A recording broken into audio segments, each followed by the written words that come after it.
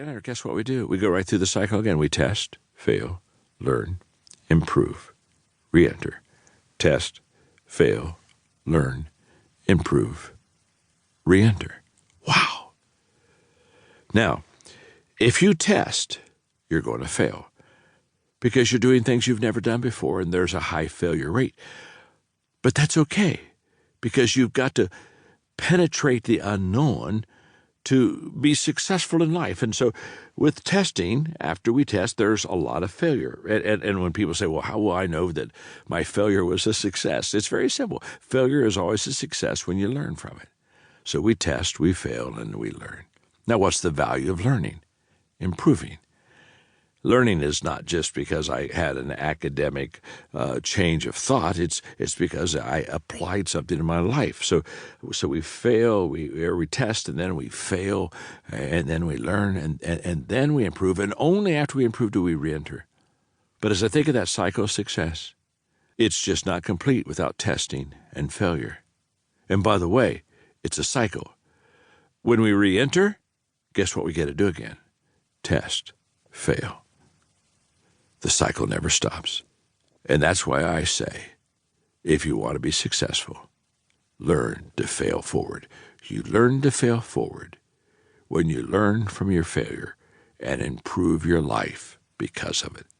So, my friend, let's today fail forward.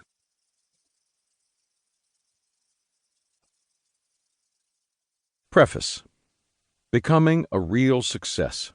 As I speak around the country, people often ask me why I write books.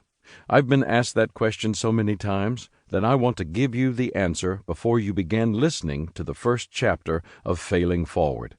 I have dedicated my life to adding value to people. It's the reason I teach conferences, record lessons on cassette, create training videos, and write books. It's the reason I lead my organization, the Enjoy Group. I want to see people achieve. I want to see each person I meet become a real success. I believe that to succeed, a person needs only 4 things. You can remember them by thinking of the word real. Relationships. The greatest skill needed for success is the ability to get along with other people. It impacts every aspect of a person's life. Your relationships make you, or they break you. Equipping. One of the most significant lessons I've learned is that those closest to you determine the level of your success. If your dreams are great, you achieve them only with a team. Attitude. People's attitudes determine how they approach life day to day. Your attitude, more than your aptitude, will determine your altitude. Leadership. Everything rises and falls on leadership.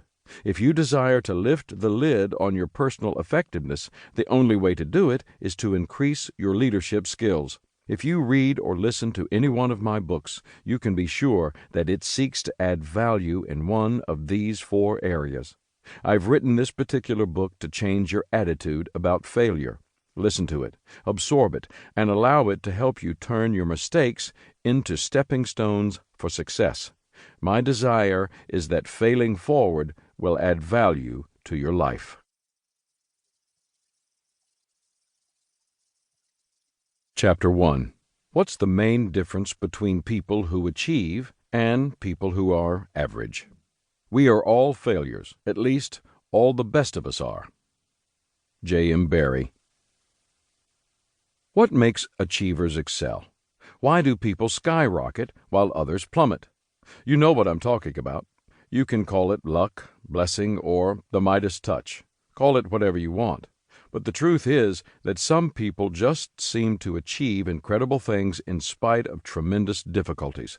They finish in the top 5% in nationwide sales for their company after losing key accounts. They find ingenious ways to increase profits for their department in the face of budget cuts. They earn a graduate degree while raising 2 children as a single parent. They discover awesome business opportunities while colleagues don't see any at all. Or they recruit winner after winner into their organization despite what looks like an anemic labor pool. It doesn't matter what kind of work they do. Wherever they are, they just seem to make things happen. Certainly, all people like to think of themselves.